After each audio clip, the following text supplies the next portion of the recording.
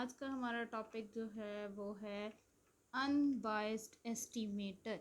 मैंने अपने previous lecture में बताया था कि हम कैसे चेक कर सकते हैं कि जो हमारे पास एस्टिमेटर है वो बायस्ड है या अनबायस्ड है। तो अगर बायस्ड होगा तो उसके अंदर हम कैसे उसकी जो है हम देख सकते हैं उसको कि उसके जो अनबायस्ड एस्टिमेटर है उसमें सैंपल का जो वेरिएंस है, अगर हम उसके बारे में कोई भी एस्टिमेशन लगाते हैं, कोई भी कोई प्रिडिक्शन करते हैं, तो वो हमारे पास पॉपुलेशन की वेरिएंस के इक्वल बाइस्ड के अंदर नहीं रिज़ल्ट आते, लेकिन अनबाइस्ड के अंदर जो है वो इन दोनों के रिज़ल्ट्स इक्वल आते हैं। अब हम इसको एग्जांपल आप कह सकते हैं या थ्योरम भी कह सकते हैं, जिसके साथ आप अपने रिज़ल्ट्स को वेरीफाई कर सकते हैं।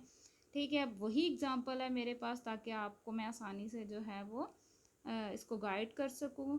तो लेट कर लिया हमने कि हमारे पास x जो हैं वो हमने n वैल्यूज़ ले ली हैं x की।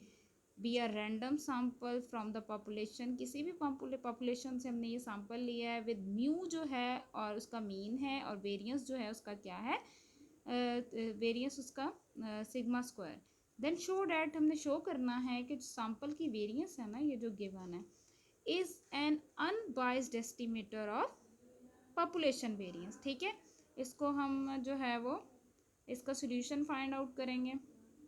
तो इसको हम डिटेल के अंदर डिस्कस करते हैं।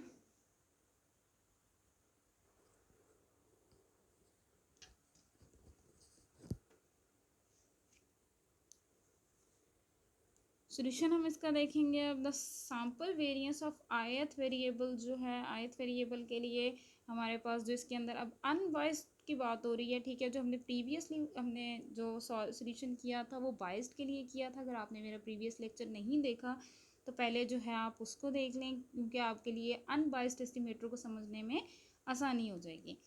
यहाँ पे हमारे पास क्या है, सैम्पल का जो हमारे पास वेरिएंस है वो इक्वल है 1/n-1 summation x i minus x bar whole square. Add subtract कर लेंगे हम मीन को, ठीक है, म्यू को ऑन लेफ्ट हैंड साइड पे।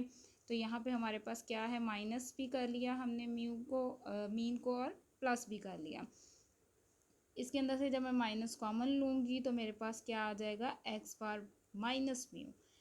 ठीक है, उसके बाद a minus b whole square का फॉर्मूला ओपन करेंगे तो a square plus b square minus 2ab। ठीक है, ये देखें, ए स्क्वायर बी स्क्वायर और माइनस 2ab।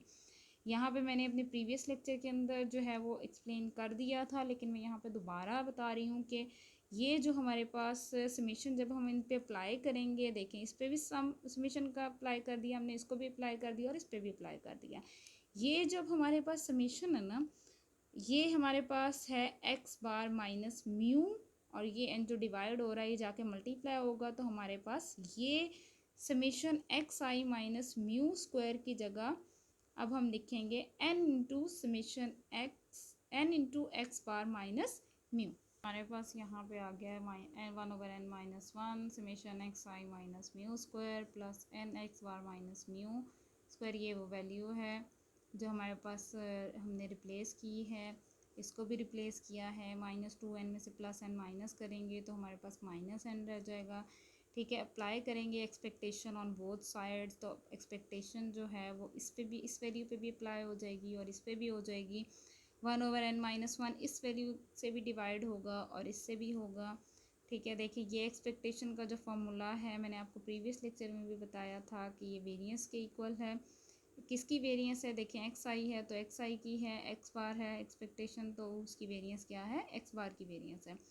अब यहाँ पे हमारे पास वेरिएंस का फॉर्मूला फॉर पॉपुलेशन जो है वो क्या है, सिग्मा स्क्वायर, और यहाँ पे जो है वो क्या है, sigma square over N.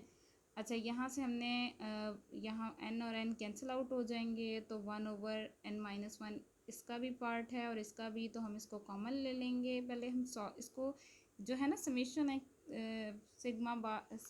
Summation sigma square जो है उसको हम लिख सकते हैं n इंटू सिग्मा स्क्वायर। ठीक है, यहाँ से हमने क्या किया है, n-1 का एलसीएम ले लिया तो ये आ गया n sigma square minus sigma square. अगर आप सिग्मा स्क्वायर कॉमन ले लेंगे तो n-1/n-1 यहाँ पे बचेगा, तो हमारे पास n-1 से कैंसिल आउट हो जाएगा। आप देख सकते हैं कि अनबाइसनेस के रिज़ल्ट जो हैं वो क्या हैं कि सैंपल का जो वेरिएंस है उसकी एक्सपेक्टेशन जो है हमारे पास वो इक्वल आ रही है, एक्सपेक्टेशन इक्वल आ रही है किसके, पॉपुलेशन की वेरिएंस की। तो आप अपने रिजल्ट को दोनों को आप एज अ थ्योरम भी कोट कर सकते हैं। अगर आपसे क्वेश्चन पूछा जाता है कि आप हमारे पास जो पॉइंट एस्टिमेशन है उसमें उसके बाइसनेस और अनबाइसनेस को डिटेल में आप डिस्कस करें, तो आप बाइसनेस को भी एज एग्जांपल जो मैंने आपको बताई है उसको एलेबरेट कर सकते हैं वहाँ पे, ठीक है। और अनबाइसनेस को भी इस थ्योरम के ज़रिए हम इजीली अंडरस्टैंड भी कर सकते हैं और उसके रिजल्ट्स को प्रूव भी कर सकते हैं कि हमारे पास जो बाइस्ड होता है उसमें जो सैम्पल के बारे में कोई भी हम एक्सपेक्टेशन जो बनाते हैं वो वेरिएंस की जो सॉरी पॉपुलेशन के वेरिएंस के इक्वल नहीं आती। लेकिन अगर हम जो है अनबाइसनेस के अंदर हम हमारे रिजल्ट्स क्या हैं कि जो हमारे पास सैम्पल की वेरिएंस के बारे में कोई भी एक्सपेक्टेशन हम बनाते हैं वो हमारे पास पॉपुलेशन की वेरिएंस के इक्वल आता है, ठीक है। यहीं भी हमारे रिज़ल्ट प्रूव हो जाते हैं। उम्मीद करती हूँ कि आपको जो है वो मेरे लेक्चर जो है वो समझ आ गया होगा। अगर आपको कोई क्वेश्चन है तो आप पूछ सकते हैं। इसी के साथ आपसे इजाज़त चाहती हूँ। अल्लाह हाफ़िज़।